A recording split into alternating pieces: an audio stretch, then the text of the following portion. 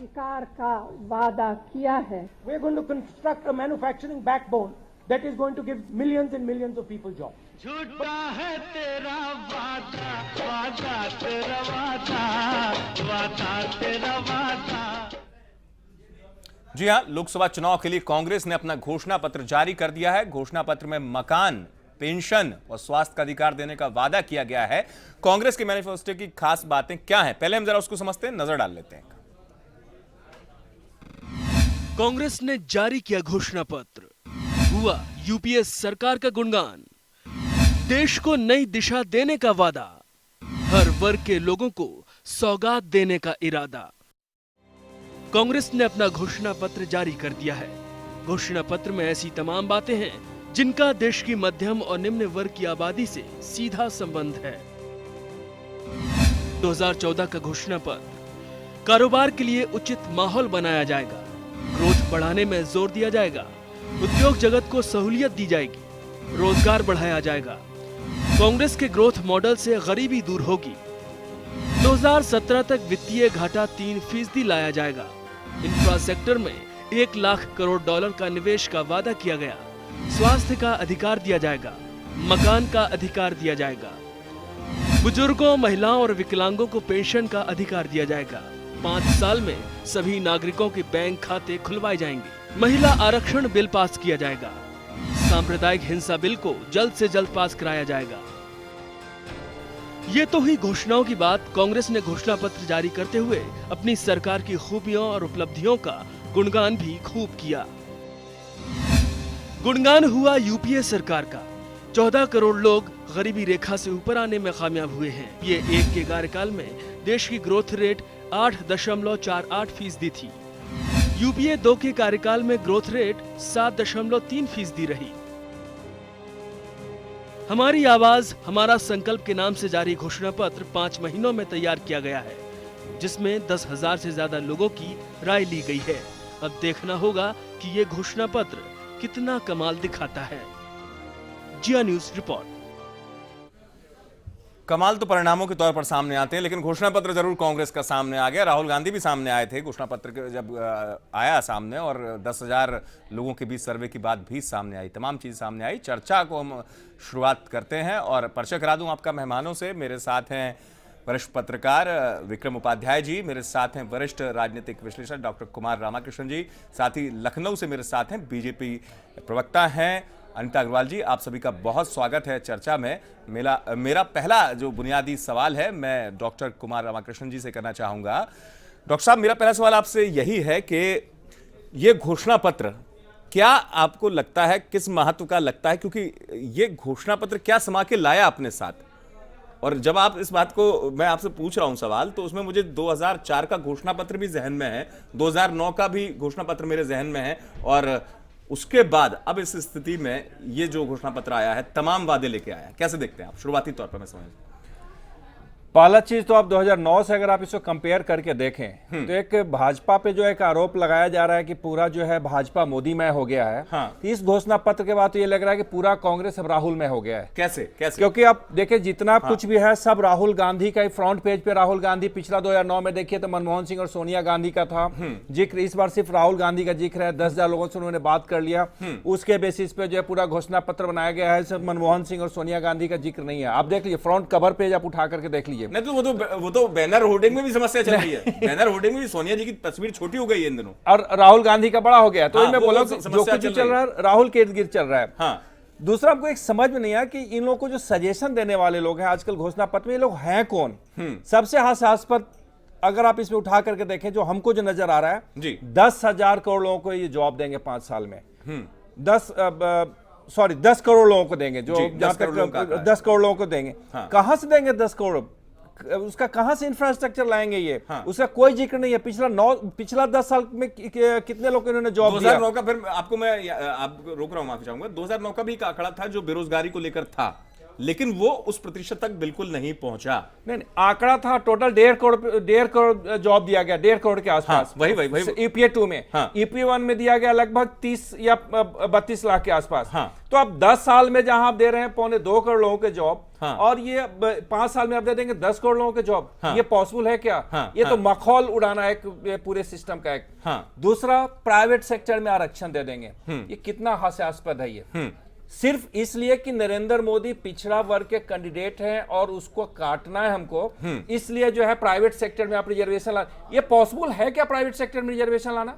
और अगर लाना था तो पिछला 10 साल में क्यों नहीं ला करके देख लाए? हाँ। और अगर आप प्राइवेट सेक्टर मान ली रिजर्वेशन आप इंप्लीमेंट कर देंगे, फिर आप ग्रोथ की बात करना छोड़ दीजिए, फिर प्राइवेट सेक्टर यहाँ पे क्यों रहेगा? फिर अपना बोरिया बिस्तरा लेकर करके जो दूसरा साउथ ईस्ट एशियन कंट्रीज है जहां उनको बहुत वहां पे क्यों नहीं चला जाएगा? तो ये सब चीजें छोड़ कर करके और इस ढंग से जिस से घोषणा पत्र लाया गया, हाँ। ये हमको समझ नहीं आ रहा कि आज भी आम जनता को बेवकूफ बनाया जा रहा है। हाँ। इस ढंग से कांग्रेस का घोषणा पत्र होगा, हाँ। इसकी उम्मीद कम से कम हमको नहीं। मैं विक्रम जी का रुख कर लेता हूं। विक्रम जी, आपको किस तौर पर आप देखते हैं इसको? एक तो मैं जो समझ पा रहा हूं, मैं कांग्रेस के जब नेता हमारे साथ जुड़ेंगे उनसे जानूंगा इस बात को। मैं क्या आपको लग रहा है कि जो 2004 और 2009 में नहीं कर पाए उन वादों को, जिसे कहते हैं ना कि हम स्याही से थोड़ा सा साफ कर दिया फिर नई हमने राइटिंग लिख दी, वैसा कुछ देख रहे हैं आप?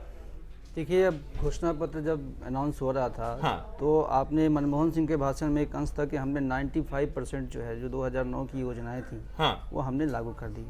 कुछ हुआ भी ऐसा हुआ नहीं, कुछ चीजें हैं जो कांग्रेस की वैतरणी भी बनी। हमने जब देखा यूपी 1 के टाइम के बाद जब मनरेगा जैसा कांग्रेस ने हथियार जो रखा तो कांग्रेस की वैतरणी भी पार हो गई।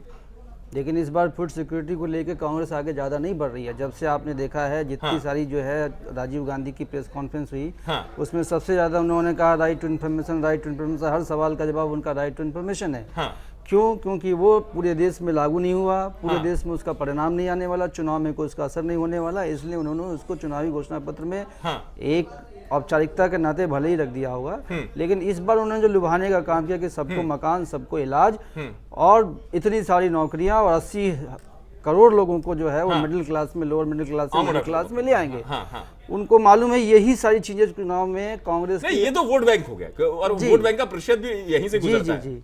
तो मैं वही जमीनी हकीकत की बात कर रहा हूं दरअसल, क्योंकि तो मैं वही कह रहा हूँ कि जमीनी हकीकत बिल्कुल उल्टा है। हाँ। जब आपका इस समय जीडीपी जो 13-14 का आ रहा है, हाँ। वो 5% से नीचे आ रहा है। हाँ। इंडस्ट्रियल प्रोडक्शन जो है माइनस में था दिसंबर में, आपने देखा होगा। नहीं तो लेकिन इनके कार्यकाल में भी जीडीपी का एक उछाल हमने भी देखा है, अच्छी जीडीपी भी हमने देखी है, लेकिन हमें मौजूदा दौर को देखना होगा। दरअसल मेरा जो सवाल आपसे विक्रम जी है वो इसलिए, क्या कांग्रेस मौजूदा दौर में देश की वर्तमान दशा को भांप पाई इस घोषणा पत्र में? ये मैं आपसे जानना चाह रहा हूं। इसलिए वो भांप नहीं पाई, लेकिन उनको सब्ज बाग तो दिखाना है, चुनाव में जाना है तो सब्ज बाग दिखाना है। वो तो खैर तमाम घोषणाएं हैं, इसलिए वो मैं आंकड़े के हिसाब से कह रहा हूँ कि 2010-11 के बाद लगातार जीडीपी में गिरावट आई।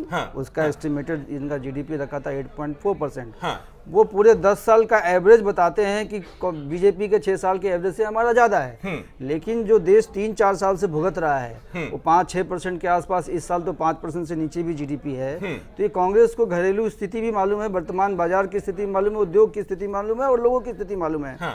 लेकिन वो अपनी हार को पहले थोड़ी स्वीकार करेंगे। घोषणा पत्र में तो घोषणा ही होती है कि हम सरकार में आएंगे तो हम तमाम चीजें बदल डालेंगे। नहीं, चलिए कांग्रेस के नेता हमारे साथ जुड़ेंगे, डॉक्टर साहब भी कुछ कहना चाहिए। डॉक्टर साहब, मैं आऊंगा आपके पास, मैं बीजेपी का रुख कर लेता हूं, जरा एक प्रतिक्रिया ले ले। लखनऊ से हमारे साथ अनीता जी जुड़ी हुई हैं, बीजेपी नेत्री हैं।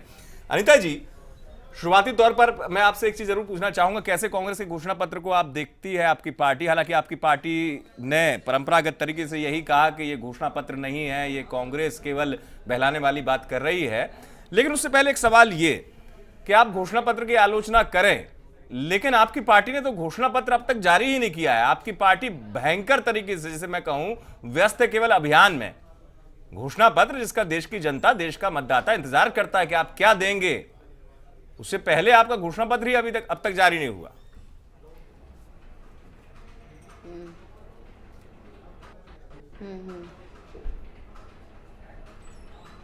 देखिए, हमारा घोषणा पत्र जारी हो जाएगा, उसकी कोई टेंशन नहीं है, लेकिन अभी जो आज कांग्रेस का घोषणा पत्र जारी हुआ है, ये एक तरह से बिल्कुल रिपीटेड है।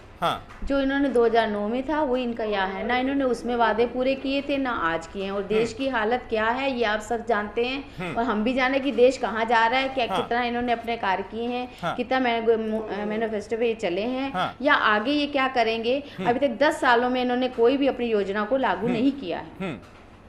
जो इन्होंने 2009 में भी वादे किए थे वो भी वादे नहीं पूरे हुए हैं। महिला आरक्षण की बात जो करते हैं, महिला आरक्षण ये कब से लेकर चल रहे थे और महिला आरक्षण अभी तक इन्होंने नहीं किया। और महिलाओं की सेफ्टी की जो बात करते हैं तो दिल्ली में ही कम से कम 10-11 हजार से ज्यादा चलिए महिलाओं के साथ हुए मैं अनिता जी हैं। फिर आऊंगा आपके पास। इस पूरी चर्चा के बीच में यहां पर एक स्थिति समझना बेहद जरूरी हो जाता है।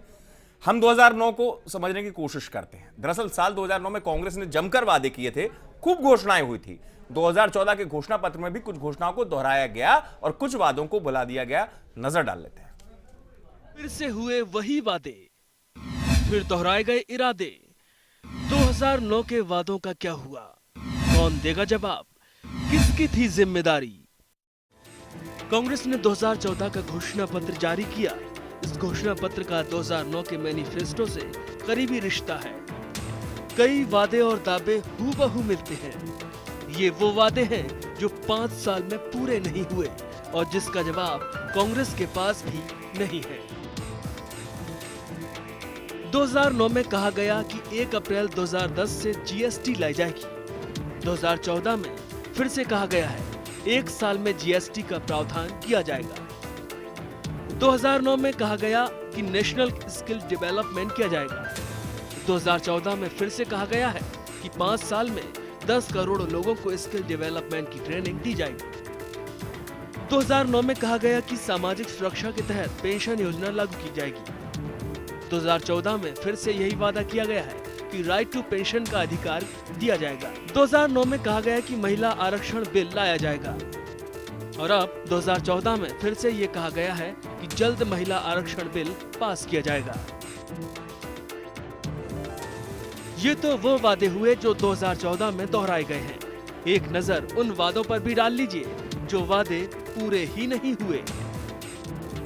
गांवों तक ब्रॉडबैंड नहीं पहुंचा, पुलिस सुधार नहीं हुआ, सेना का आधुनिकीकरण बस नाम का हुआ, पंचायतें आर्थिक रूप से मजबूत नहीं हो पाई, महंगाई काबू नहीं आ पाई, अर्थव्यवस्था की दशा नहीं सुधरी।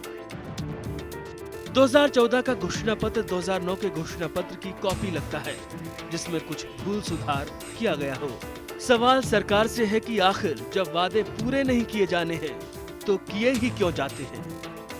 जिया न्यूज रिपोर्ट। दरअसल इस रिपोर्ट को देखने के बाद अगर आप समझेंगे पूरी स्थिति को तो क्या वास्तव में 2009 का जो घोषणा पत्र था उसको थोड़ा सुधार कर 2014 के इस स्थिति में चस्पा कर दिया गया। लेकिन जो बातें थी, जो मूल बातें थी जिनसे देश का सरोकार जुड़ा हुआ है, जैसे कई मसले थे, आप देख रहे होंगे स्किल डेवलपमेंट। अगर आप रोजगार की बात करते हैं तो स्किल डेवलपमेंट एक बेहद जरूरी चीज हो जाती है। आप उसको 2009 से 2014 के बीच में नहीं कर पाते। तमाम चीजों को हम समझेंगे। मैं रुक करूंगा डॉक्टर कुमार का। डॉक्टर कुमार, आपको लगता है ये स्थिति जो मैं पूछ रहा हूं 2009-14 में, ये वही चीजें हैं जो रोजगार प्रधान भी चीजें थी? इनमें महंगाई का मसला भी था, क्योंकि आप एक चीज से इनकार नहीं कर सकते कि देश की घोषणा पत्र को जनता पढ़ती है, लेकिन आपके इन आंकड़ों से कि 10 करोड़ लोगों को रोजगार, आपके उन तथ्यों से जनता उतना रूबरू नहीं होती या उतना आत्मसात नहीं हो पाती। जनता देखती है महंगाई की मौजूदा स्थिति क्या है, हमें क्या खरीदना पड़ रहा है, हम किस स्थिति में हैं। स्किल डेवलपमेंट हुआ नहीं।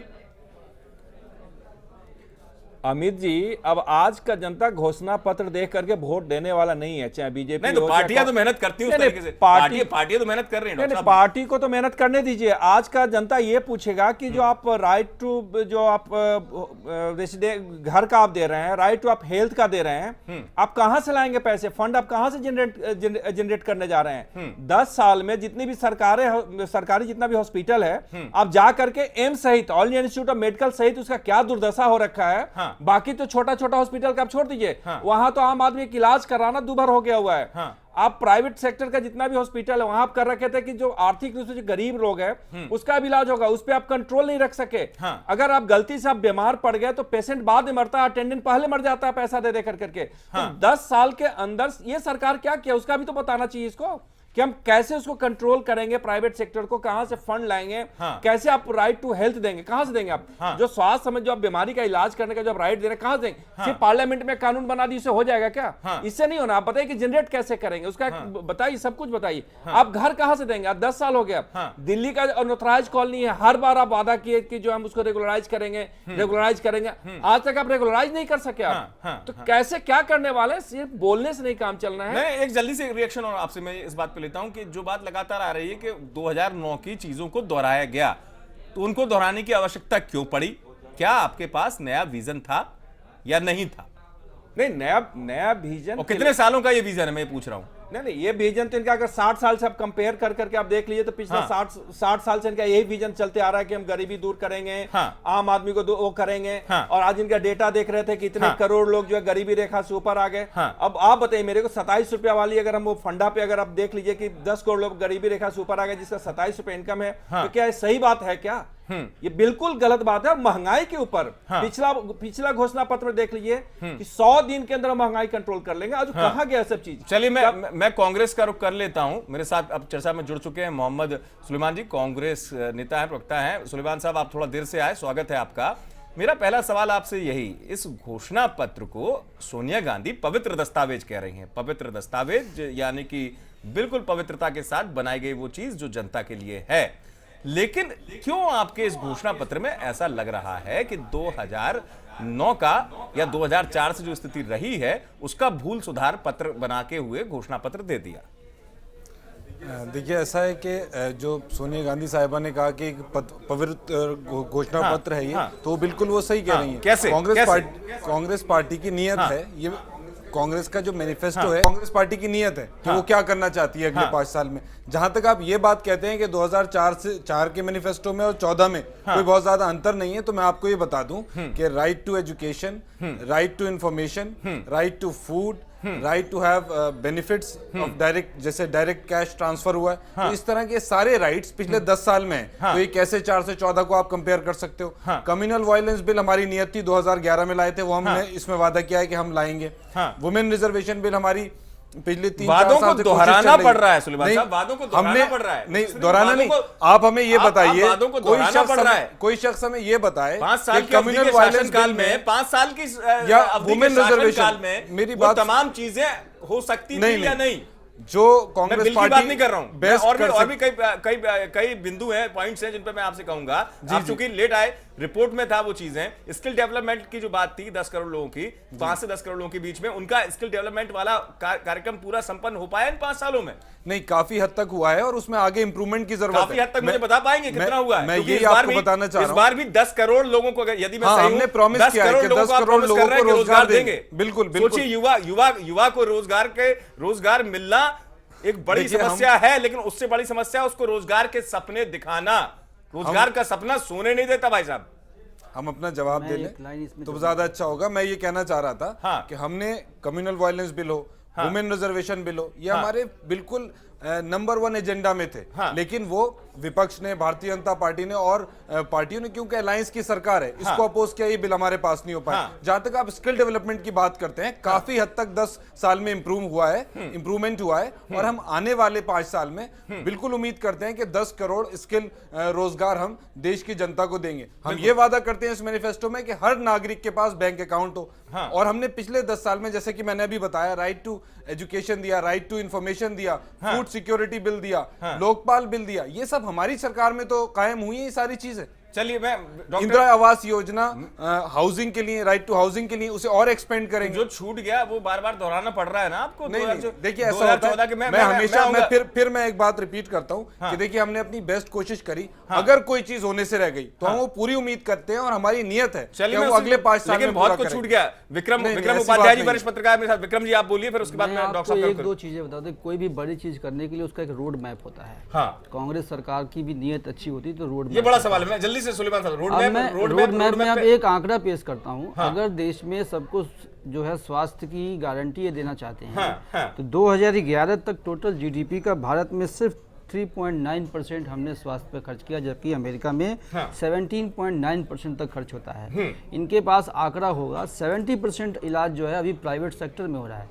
मैं बता रहा हूँ रोजगार की गारंटी की तरह अगर ये स्वास्थ्य की गारंटी में सिर्फ पब्लिक सेक्टर को छोड़ दीजिए, प्राइवेट सेक्टर को फायदा है। मैं एक और छोटा सा आंकड़ा आपको बताता हूँ कि 125 करोड़ की जनसंख्या में 25 करोड़ फैमिली होती है, 5 लोगों की हम एक फैमिली मानते हैं।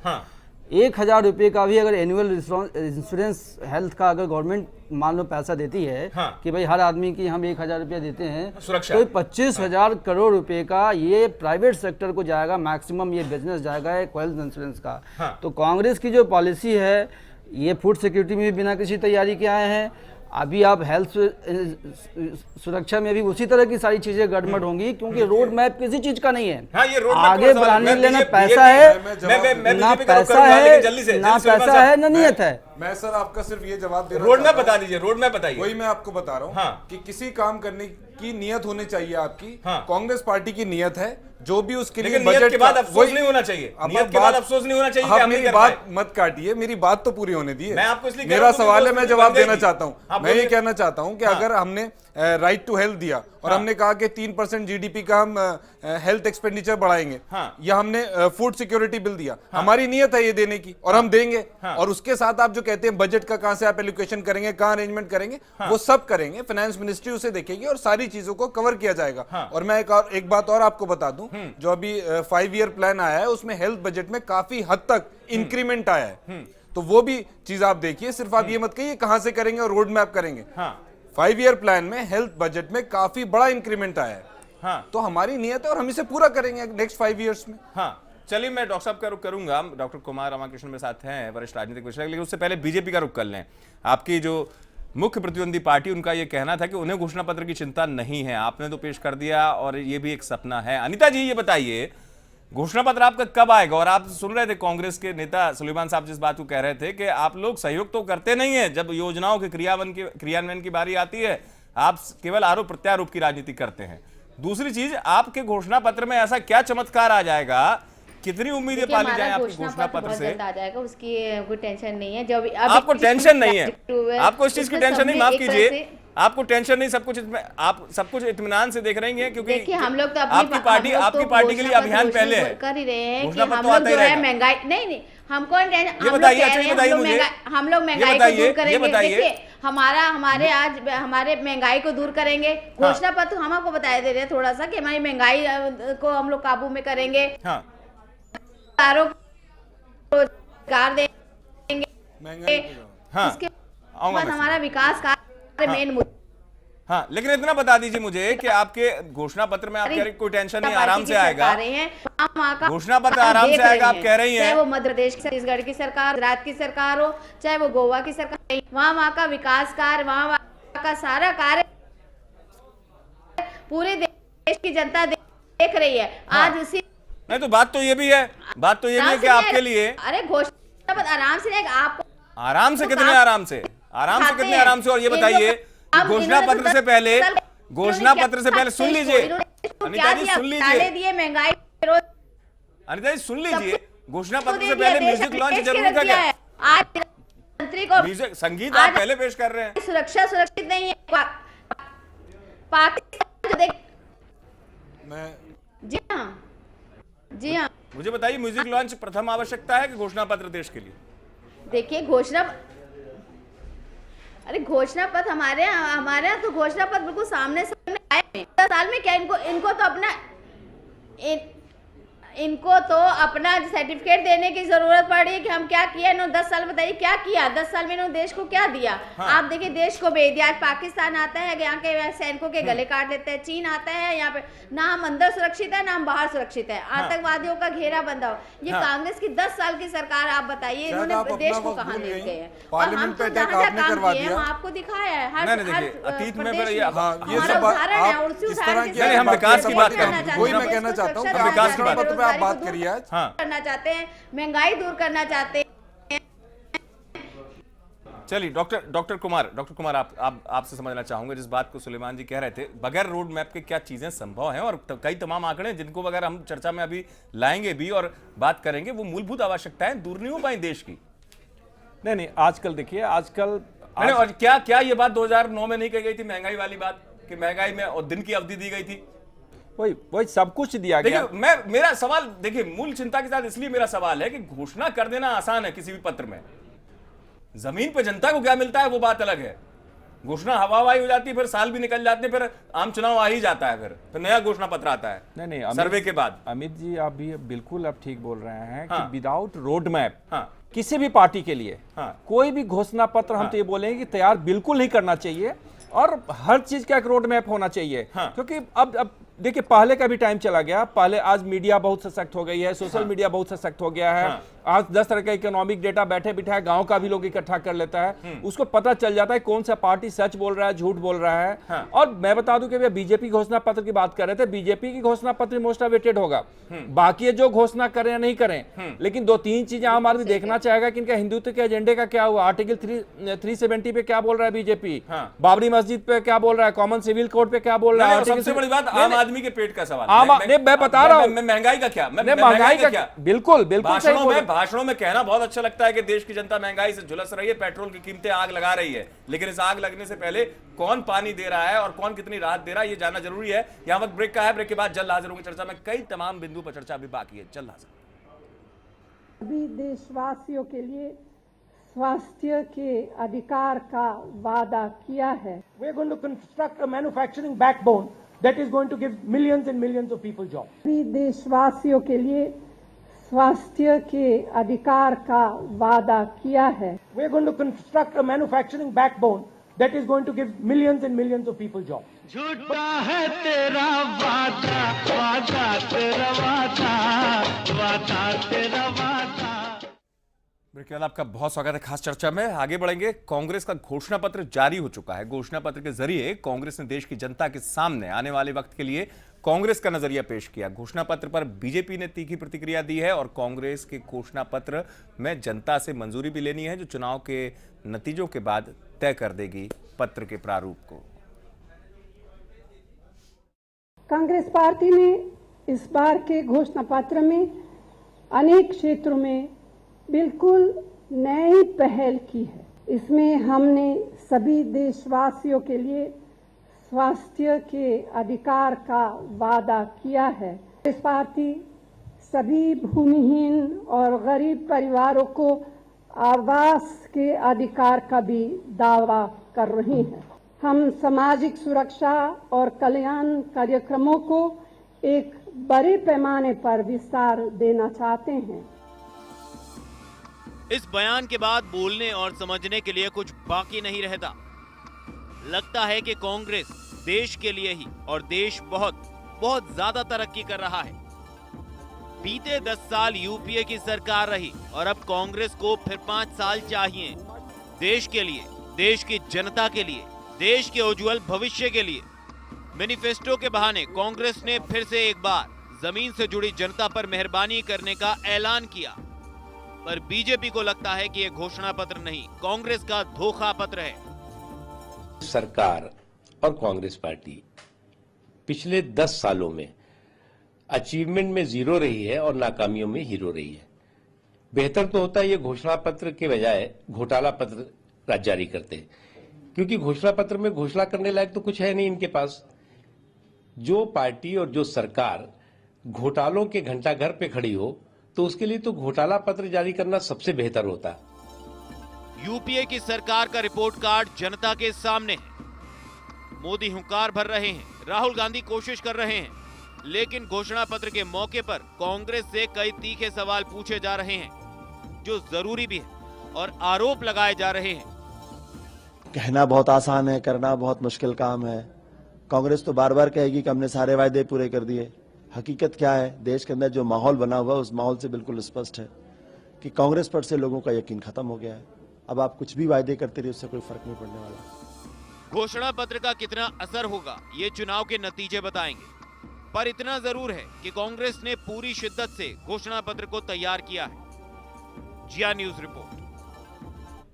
5 महीने लगाए हैं कांग्रेस ने तैयार करने में, बड़ी मशक्कत की गई है घोषणा पत्र बनाने में, और 10,000 लोगों का सर्वे, लेकिन उसके बावजूद भी क्या वो चीजें जो सवाल उठा रही हैं कांग्रेस सोच पाई मौजूदा स्थिति में? एक स्थिति मैं डॉक्टर कुमार का रुख करूंगा, फिर मैं कांग्रेस के नेता सुलेमान साहब के पास जाऊंगा। डॉक्टर कुमार, मैं एक चीज यहां समझना चाहूंगा आपसे कि मौजूदा दौर में जिस स्थिति में देश खड़ा है, और एक स्थिति जो कहा जा रहा है कि एक आम जनमानस में आक्रोश है, आम जनमानस बेहद मूलभूत चीजों को लेकर नाराज है, क्या उन चीजों के मिजाज को कांग्रेस पढ़ पाई इस घोषणा पत्र में? क्योंकि फिर तमाम बिंदु हैं जिनको मैं फिर सुलेमान साहब से पूछूंगा। नहीं, कांग्रेस के साथ मजबूरी है कि अगर उन सब चीजों में कांग्रेस अगर जाएगी तो वोट जो आज कांग्रेस का खराब हो रहा है और ज्यादा खराब हो जाएगा। हाँ। इसलिए कांग्रेस कोशिश ये कर रहा है कि उन सब चीजों को आज के डेट में हम इग्नोर करें। अब देखिए, जीडीपी आज के तारीख में कम है। हाँ। तो कंपेयर फर्स्ट यूपीए से कंपेयर कीजिए, सेकंड यूपीए 2 से कंपेयर कीजिए, जबकि इनके कार्यकाल में अच्छी थी। इनके कार्यकाल में अच्छी थी। मैं इस बात लेकिन कह रहा हूं। लेकिन दूसरा चीज देखिए, एक ये भी सत्य है कि आज के डेट में आपका इकोनॉमी जो है वर्ल्ड इकोनॉमी से इंटीग्रेटेड है। हाँ। अगर वर्ल्ड की इकोनॉमी, अगर अर्थव्यवस्था अगर खराब होती है तो आपके देश का भी अर्थव्यवस्था खराब होगा। हाँ। पूरे वर्ल्ड में अगर रिसेशन आएगा तो आपके देश में भी रिसेशन आएगा। हाँ। तो कहीं ना कहीं जो दुनिया का असर है उसका असर आपके भारत के ऊपर भी पड़ा है। हाँ। वो एक इशू हो सकता है जो कांग्रेस समझाने में कहीं ना कहीं फेलियर रहा है। हाँ। लेकिन सबसे बड़ा जो मुद्दा रहा है करप्शन का रहा है या महंगाई क्यों? क्योंकि महंगाई का तो वर्ल्ड से रिलेटेड तो है नहीं। महंगाई आपने कालाबाजारी कंट्रोल नहीं किया, प्याज 100 रुपए किलो चली गई, कैसे चली गई, क्यों चली गई? किसानों के साथ प्रॉब्लम हो रहा है, गन्ना किसानों के साथ समस्या है 10 तरीके का। हाँ। तो ये जो मूलभूत समस्याएं हैं, जॉब का आप ले लीजिए, आप एक तरफ घोषणा में ये बोल रहे हैं कि कुछ आपको लगा डॉक्टर कुमार की कुछ मिस भी हुआ इसमें? काले धन जैसा एक महत्वपूर्ण काले धन को लेकर के देखिए ना, आज भी सुप्रीम कोर्ट का आया जजमेंट, हमको बोलने की जरूरत नहीं है। वो तो आप लोग खुद ही बोल देंगे, आप लोग खुद ही इस पे चर्चाएं हो रही है आज की डेट में। हाँ। कि सुप्रीम कोर्ट ये भी बोला है कि 60 साल से फेलियर रहे हैं। हाँ। हम उस पे तो बाद में आएंगे, काला धन तो बाद का चीज है। हाँ। लेकिन पहले जो मूलभूत समस्या आप जिसे बोले, ये ज्यादा जोड़ी है। हाँ। और उनको लगता है कांग्रेस कहीं ना कहीं इसको रिफ्लेक्ट करने में फेलियर हो गई है। हाँ। बल्कि हम तो ये बोले इसको कंफ्यूज करना चाह रहे हैं। बिल्कुल, चलिए मैं विक्रम जी का रुख करता हूं। विक्रम जी, क्या लगता है आपको ऐसी 10 मूलभूत सुविधाओं पर आकर्षण पैदा करना और आम आदमी के लिए वही चीजें हैं जो घर की बात की, जो इस पूरे घोषणा पत्र की 3-4 खास बिंदु हैं, उसमें पेंशन की बात हो गई, विधवाओं के पेंशन की बात हो गई, बुजुर्गों के पेंशन की बात हो गई, हर व्यक्ति के लिए स्वास्थ्य सुविधा की बात हो गई, और महत्वपूर्ण चीज युवाओं के लिए रोजगार की बात हो गई। ये 3 बेसिक चीजें मानता हूं। इंफ्रास्ट्रक्चर मजबूत कैसे होगा उसकी बात इन्होंने कहा कि पर्याप्त निवेश होगा। लेकिन इन तमाम बिंदुओं को फैलाने के बजाय जो मूलभूत 2-3 चीजें हैं उन पर अगर फोकस कांग्रेस करती तो ज्यादा बेहतर होता। देखिए, देश इस समय ना मंदी का असर चाहे वैश्विक हो या घरेलू हो, हाँ। देश का इस समय पूरा मानस नो एक कह सकते हैं कि डिप्रेस्ड मूड में है। हाँ। उसको निकालने के लिए हाँ। कांग्रेस के पास कोई फार्मूला नहीं है। हाँ। कांग्रेस ने ये नहीं कहा कि जैसे इंडस्ट्रियल रिवाइवल कैसे होगा, हाँ। इकोनॉमी रिवाइवल कैसे होगा। हाँ। 1 लाख करोड़ रुपए का इंफ्रास्ट्रक्चर इन्वेस्टमेंट करिए। हाँ। बट मैं आपको एक छोटा सा आंकड़ा बताता हूँ। हाँ। किसी सोशल सिक्योरिटी में गवर्नमेंट में 2.5 लाख करोड़ रुपए का जो सब्सिडी दिया, हाँ। उस सब्सिडी देने के लिए चिदम्बरम सामने प्लांट एक्सपेंडिचर में लास्ट ईयर 70,000 करोड़ रुपए का काट दिया, हटा दिया। हाँ। जो प्लांट जिसमें इंफ्रास्ट्रक्चर डेवलपमेंट था, जिसमें देश का विकास होता है। हाँ। लेकिन चूंकि उनको सोशल सेक्टर के लिए पैसे देने थे, इसलिए उन्होंने प्लांट एक्सपेंडिचर कम कर दिया। हाँ। आपको एक और बता दूं, कांग्रेस प्रवक्ता से पूछिए हाँ। कि मनरेगा का पेमेंट नहीं हो पा रहा है। हाँ। मनरेगा का पेमेंट डिले होता जा रहा है। लगातार लोगों में असंतोष हो रहा है कि मैं उसके लिए एक तमाम चीज सुलेमान प्रयत्न कर रहे हैं। साहब कुछ चीजें हैं तो जिनसे आपने आम आदमी को लाभ पहुंचाने की कोशिश की, जैसे मनरेगा का मसला एक है, और देश के तमाम हिस्सों पर अगर आप नजर डालेंगे, पता करेंगे तो वाकई में जो भुगतान की समस्या है उससे मजदूरों को 2-4 होना पड़ा। चलिए, मैंने उसको माना। अब 2014 में किस विजन को लेकर चल रहा है? मुझे पहले तो ये बताइए, कितने सालों का विजन है आपका? ये पहली चीज। दूसरा सवाल सुन लीजिए, अगर आप बात करते हैं गांव तक, आप पिछली बार 2000 में बात करते हैं ब्रॉडबैंड पहुंचाने की, वो नहीं पहुंचा अभी तक, पूरी स्थिति में आप सफल नहीं हो पाए।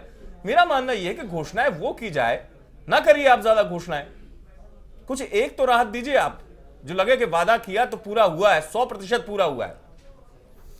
देखिए, ऐसा है कि अभी इससे पहले पैनलिस्ट कह रहे थे कि करप्शन का और इन्फ्लेशन का जिक्र कर रहे थे। हाँ। सबसे पहले तो मैं ये बता दूं कि हाँ। कांग्रेस सरकार ने जो ये मैनिफेस्टो निकाला है, हाँ। ये सभी वर्गों को और सभी सेक्टर्स को कवर करते हुए निकाला है, चाहे वो ध्यान यूथ हो, चाहे बुजुर्ग हो। ध्यान रखना अलग बात है सुलेमान साहब। देखिए, बात वो नहीं है, ध्यान कांग्रेस पार्टी की नीयत है। आपने एक बड़े दस्तावेज को तैयार कर दिया। आपने एक बड़े, नहीं मैं विक्रम जी, बड़े दस्तावेज को आपने तैयार कर दिया, मेरी बात तो लेकिन सुनिए। दस्तावेज जमीनी हकीकत पर उतरेगा। हाँ, उतरेगा। कैसे? वही नीयत है कांग्रेस पार्टी की। और पिछले 10 साल मैं सर क्लियर जवाब दे होगा? लूं, मुझे ही जवाब देना है। आप लोग बोलेंगे मुझे जवाब देने देंगे? सपने दिखाना, मुझे जवाब तो देने दिया। मैं ये कहना चाहता हूँ, दे लीजिए। मेरा ये कहना है कि इन्फ्लेशन की बात कर रहे थे अभी डॉक्टर साहब। हाँ। पिछले साल जो इन्फ्लेशन था, एक तो सबसे बड़ी बात पिछले 4-5 सालों में जो इकोनॉमिक रिसेशन आया, वर्ल्ड रिसेशन आया, इकोनॉमिक रिसेशन, उसका प्रभाव हमारे देश पे भी पड़ा। जो 4.9% फिस्कल डेफिसिट था, वो इस साल जो हमने इंटरिम बजट दिया उसमें 4.6% रह गया, कम आ गया। जो करंट अकाउंट डेफिसिट हम $88 बिलियन का हमें खतरा था, वो हमने रोक के 45 बिलियन डॉलर्स कर दिया। करंट अकाउंट डेफिसिट नीचे करा हमने, फिस्कल डेफिसिट नीचे करा। और सुनिए ग्रोथ रेट की, डॉक्टर साहब आप अच्छा जवाब देंगे। ग्रोथ रेट पिछले 40 साल में इस देश का एवरेज ग्रोथ रेट जो था वो 6.6% था। Bharatiya Janata party growth rate की बात करती है, उनके 5 साल के कार्यकाल में 99 से 2004 तक जो ग्रोथ रेट रहा वो 5.9% रहा, जो एवरेज ग्रोथ रेट के नीचे रहा। मैंने कहा हमारे था वक्त में, सुनिए हमारे वक्त में, सुनिए पूरी बात, हमारे वक्त में 8.4% भी रहा, लेकिन एवरेज से हमारे वक्त में अभी नीचे आया, 6.6% ग्रोथ रेट है। तो हमने ग्रोथ रेट की अगर कोई बात करे, हमने बुरे वक्त में भी growth rate, average growth rate से 40 साल से नीचे नहीं होने दिया। भारतीय जनता पार्टी ने तो नॉर्मल टाइम में भी, जब इकोनॉमिक रिसेशन नहीं था, तब भी एवरेज ग्रोथ रेट से नीचे कर दिया। हेल्थ सेक्टर में सुनिए मेरी बात पूरी, जल्दी सुलेमान जी, मैं बीजेपी का भी हेल्थ सेक्टर में हमने 3% एक्सपेंडिचर जीडीपी का बढ़ाने की हमारी पूरी नियत है। हम ग्रोथ रेट को 8% से ऊपर करेंगे अगले 3 सालों में आने वाले। तो इस तरह से हमने यूथ पॉलिसी निकाली है, हमने हायर एजुकेशन के लिए हमारी नियत है, हम उसे पूरा करेंगे। जहां तक नरेगा की बात है, ये हमने एक बहुत अच्छी फ्लैगशिप स्कीम निकाली थी राइट टू एम्प्लॉयमेंट के तौर पे, कि लोगों को रोजगार मिले ग्रामीण सेक्टर में। उसका बहुत फायदा जनता तक पहुंचा है, जो नहीं पहुंचा है उसमें एग्जीक्यूशन में जो प्रॉब्लम है और आगे करेंगे। सुलेमान जी एक सवाल, आपको ग्रोथ बनाने के लिए फॉरेन इन्वेस्टमेंट की जरूरत पड़ेगी, बाहर से आप बुलाना भी चाहेंगे, प्राइवेट सेक्टर में आप रिजर्वेशन की भी बात कर दी। आप ये बताइए कि अगर आप उसमें जॉब में अगर रिजर्वेशन लाएंगे प्राइवेट सेक्टर के अंदर, तो आपके यहाँ कंपनियां आएंगी और आपके यहाँ जो कंपनी वो भी भागेगी यहाँ से? नहीं, बिल्कुल आएंगी, कंपनियां भी आएंगी। कैसे? कमाल की बात कर रहे हैं अभी, कैसे कमाल की बात कर रहे हैं आप? आपका माइनस में चला जाएगा ग्रोथ रेट। नहीं, बिल्कुल नहीं होगा। देखिए ये एक इकोनॉमिक पॉलिसी है। मैं जो समझता हूं वो उस हिसाब से, अगर हम कुछ % रिजर्वेशन दे भी देते हैं तो उससे प्राइवेट कंपनीज क्यों जाएंगी? तो अभी तक क्यों नहीं दिया आप? 10 साल में अभी तक फिर आपने क्यों दे दिया? अभी तक आज जब तक क्यों किसी नहीं दिया चीज आपने? की नीड होती है डॉक्टर साहब, आप ये समझते हैं कि अब कांग्रेस पार्टी अगर कहीं पर कोई जो हमने नियत करी थी, जो हमारा मैनिफेस्टो था, जो हमारे वादे थे, अगर कहीं 1% कम रह गया तो उस पे हमारी आपने टांग खींच ली। ऐसा नहीं है, कांग्रेस ने 10 साल में किया है, उसे एडमिट करिए, उसको कहीं करा है। आप सारा निगेटिव दिखा रहे हैं, जो ग्रोथ हुई है उसे बताइए। सुलेमान साहब देखिए, जो अच्छी चीज थी उस बात उसे बताइए, उसको मैंने कहा आपसे एक कार्यकाल आप कैसे रहा, जीडीपी ने उस आंकड़े को छुआ। सुलेमान साहब मैं कह रहा हूं जीडीपी ने उस आंकड़े को छुआ, लेकिन सवाल जो मूलभूत चिंता का है, जिसको चाहे डॉक्टर कुमार कहें, कि जो चीजें हम बनाते हैं, हम एक रोड मैप होता है उस चीज का, घोषणाएं करना आसान होता है। मैं आपको एक बात और बता दूं, जो अच्छा नहीं, ये कुछ चीजें छूट गई। सर सुनिए, मैंने आपसे ब्रॉडबैंड का पूछा, वो नहीं हुआ। सेना के आधुनिकीकरण के नाम पर जो बात 2009 में कही थी, वही जस की तस इस बार है। चिंता इस बात की है। आप देखिए, मैं आपको बताऊं कि आपने ग्रोथ रेट का बता दिया। बहुत ऐसी पॉलिसीज और स्कीम कांग्रेस पार्टी ने, जैसे देखिए प्रधानमंत्री ग्रामीण सड़क योजना, 10 साल पहले जब हम आए थे तो 51,000 किलोमीटर की सड़क थी ग्रामीण इलाकों में। आज 4 लाख किलोमीटर की सड़क हमने 10 साल में बना दी, 8 गुना कर दी हमने 10 साल में। ये कोई नहीं बताएगा। हमने जो फूड इन्फ्लेशन था वो 13.6 था, हम 6.2% लिया है इस बार। बहुत सी ऐसी चीजें जो हमने करी, हमने ट्रेन की लाइन बढ़ाई, हमने नए कोचेस की फैक्ट्रीज खोली, बहुत ऐसी चीजें करी जिससे आम आदमी को फायदा फाइनली पहुंच रहा है। हमने राइट टू एजुकेशन दिया। आप समझते हैं कि तालीम एजुकेशन, जिस देश के बच्चों को प्रॉपर तालीम मिले वही देश तरक्की करता है। हमने राइट टू एजुकेशन, जो कंपलसरी मैंडेटरी एजुकेशन का अधिकार दिया, किस सरकार ने दिया? कांग्रेस सरकार ने दिया। उसको बेहतर तरीके से हम इंप्लीमेंट करने की कोशिश लेकिन ये भी सोच लीजिए, मुझे ब्रेक पर जाना, ये भी सोच लीजिए सुलेमान साहब, एक स्थिति देखिए, एक चित्र को महसूस करिएगा। स्टेशन पर खड़ी हुई सुंदर गाड़ी, राजधानी एक्सप्रेस या तमाम सुविधाओं वाली रेल अच्छी लगती है, लेकिन स्टेशन के बाहर जब महंगा खाना मिलता है तो आम आदमी से पूछिए उसको दर्द क्या होता है, उस दर्द को समझिए आप। यहाँ रुकना पड़ रहा है ब्रेक के लिए, ब्रेक के बाद बीजेपी का रुख करेंगे, जल्द हाजिर होता है। देशवासियों के लिए स्वास्थ्य के अधिकार का वादा किया है। We are going to construct a manufacturing backbone that is going to give millions and millions of people jobs. झूठा है तेरा वादा, वादा तेरा वादा, वादा तेरा। ब्रेक के बाद आपका स्वागत है खास चर्चा में। लगातार कांग्रेस की घोषणा पत्र पर ये इरादे कितने सफल होते हैं वो तो वक्त बताएगा, या कितना कांग्रेस इसको लेकर जमीनी स्तर पर सफल हो पाएगी। लखनऊ को रुक कर रहे हैं। बीजेपी नेत्री अनिता जी हमारे साथ जुड़ी हुई हैं। काफी देर से अनिता जी से मैं सवाल करने की कोशिश कर रहा था। अनिता जी, आपकी पार्टी की तरफ से तीखी प्रतिक्रिया देना आसान है कि इनके घोषणा पत्र में कुछ नहीं है, धोखा पत्र है, लेकिन आप लोग इतने व्यस्त हैं कि एक तो पहली बात, घोषणा पत्र अभी तक आपके लिए प्राथमिकता नहीं है। दूसरी चीज, घोषणा पत्र में अगर आम इंसान या जो गरीब वर्ग है उसको छूने की ये कोशिश कर रहे हैं, चाहे वो पेंशन की बात हो, घर बनाने की बात कही इन्होंने, आपके पास इसका कोई काट होगा, जवाब होगा इस बात का आपके घोषणा पत्र में के तमाम बातें, ये जो बड़ी बड़ी घोषणाएं जो बात हो रही है जिन पर हमारे पैनलिस्ट भी कह रहे हैं कि इनको संभव कर पाना देश की आर्थिक स्थिति के अनुरूप दिक्कत जाएगी, आपके घोषणा पत्र में ऐसा रोड मैप साफ होगा, विजन साफ होगा आपके घोषणा पत्र में? कांग्रेस जो है एक कांग्रेस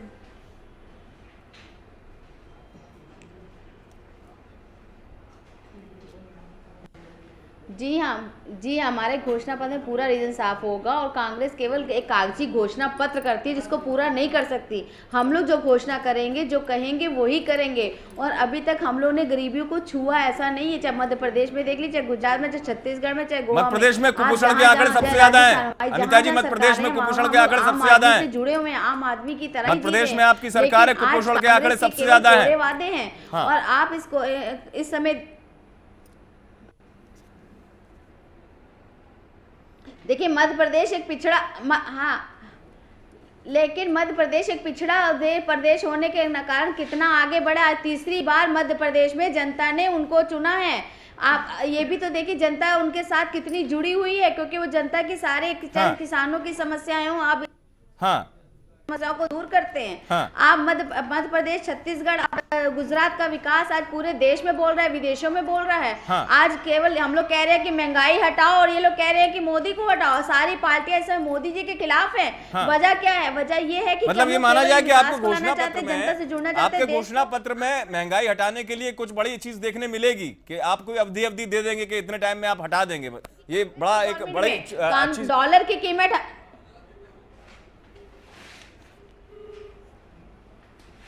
बिल्कुल मिलेगी। महंगा हमारे घोषणा पत्र में बेरोजगारों, हमारे घोषणा पत्र में सबसे बड़ा मुद्दा एक महंगाई का है, विकास कार्य का है, बेरोजगारों का है।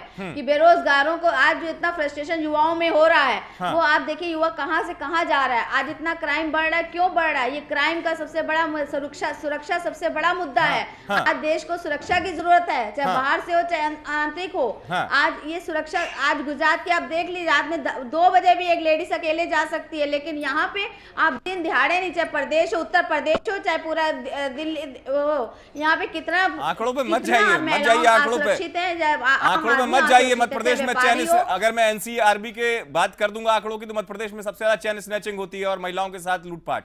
आंकड़ों पे मत जाइए, घोषणा पत्र की बात कर लीजिए। भारतीय जनता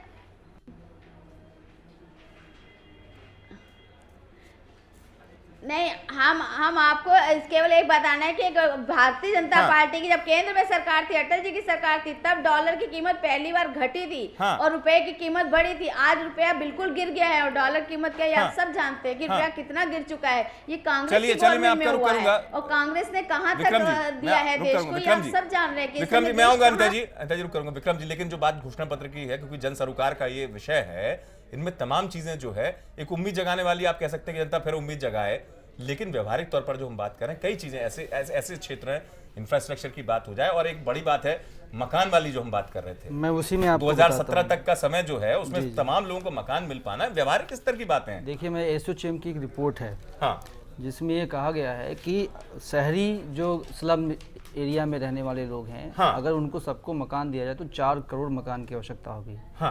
अब ये 4 करोड़ मकान सब्सिडी कितनी गवर्नमेंट देती है, लोग कितना देते हैं, बट अगर एवरेज 10 लाख का मान लो तो आप खुद अंदाज लगाइए कि कितने बड़े पैसे की, कितने बड़े संसाधन की जरूरत है। फिर ये पॉलिसी भी जो है, आप देखो एक दूसरे कंट्राडिक्टरी है।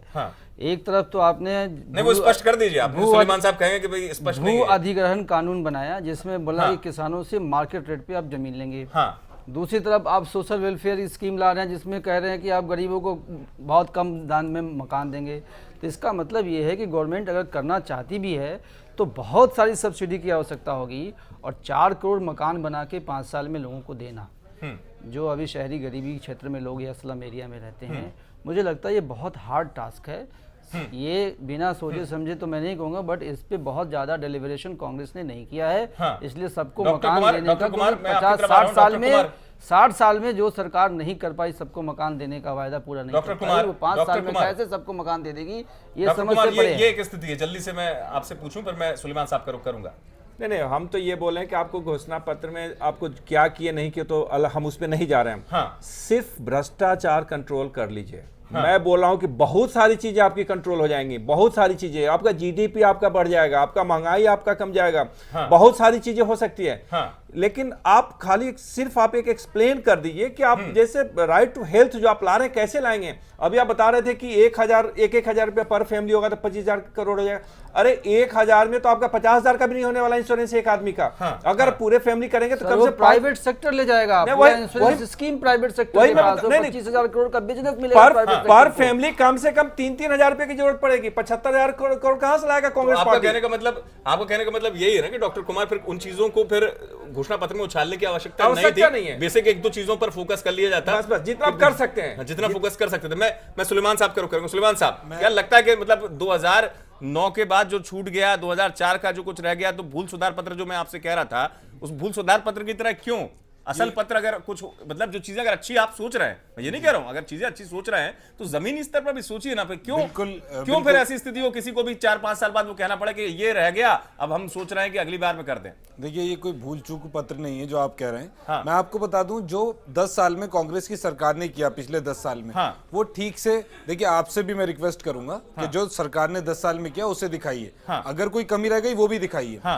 2005 में जब यूपीए 1 आई तो मिनिस्ट्री ऑफ माइनॉरिटी अफेयर्स बनाई कांग्रेस सरकार ने। उसमें मुख्तलिफ स्कीमें थी, मौलाना आजाद स्कॉलरशिप और डेवलपमेंट प्रोग्राम जो माइनॉरिटी मेरे पास समय बिल्कुल कम बचा है। नेशनल सुलेमान साहब इतना बता दीजिए बहुत जल्दी से। सुलेमान साहब इतना बता दीजिए। सर, मेरा अगर मैनिफेस्टो है, मुझसे इतने सवाल पूछे जाए, जवाब देने का वक्त नहीं मिल पाए तो बहुत मुश्किल होगा। समय समाप्ति जब मैं आपको स्कीम्स बता रहा हूँ, पॉलिसी बता रहा हूँ, तो जवाब का टाइम नहीं मिल पा रहा। शुरुआत में आप पर्याप्त बोले, समय समाप्ति। मुझे इतना बता दीजिए सुलेमान साहब कि जो कुछ कहा गया, मेरे पास समय कम है। डॉक्टर साहब, इंदिरा आवास योजना तो पहले भी था आपके पास। जी, मैं वही बता रहा हूं। 20-20 हजार रुपया दे रहे थे सुलेमान साहब। जो कुछ कहा गया है 10,000 रुपया पहुंच रहा है। सुलेमान साहब, सब लोग सवाल पूछेंगे, मैं जवाब नहीं दे पाऊंगा। सुलेमान साहब, बस एक लाइन में मेरा अंतिम सवाल आपसे यही है, जो कुछ कहा गया है उसको पूरा करने में आपकी पार्टी कॉन्फिडेंट है या नहीं? बस पूरी तरह से कॉन्फिडेंट है और हम 5 साल में पूरा करेंगे। हमारी नियत है और ईमानदारी से हमारी नियत है। वो सब कुछ पूरा करेंगे। 2017 तक मकान मिल जाएंगे, सारे मकान मिलेंगे। और 10 साल में जो हमने किया है वो भी काफी है। उसी को लेके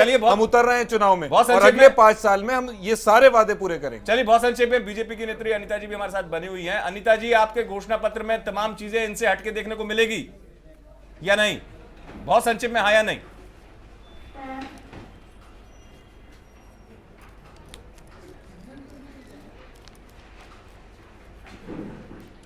इनसे इनके हमारे घोषणा पत्र आप देखिएगा कि हमारा घोषणा पत्र में जो हम लोग कहेंगे वो करेंगे।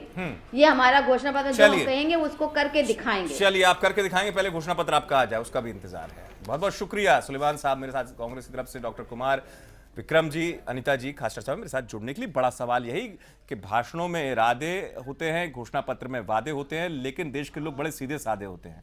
उन तक क्या पहुंचता है ये जनता देखती है। खास पेशकश।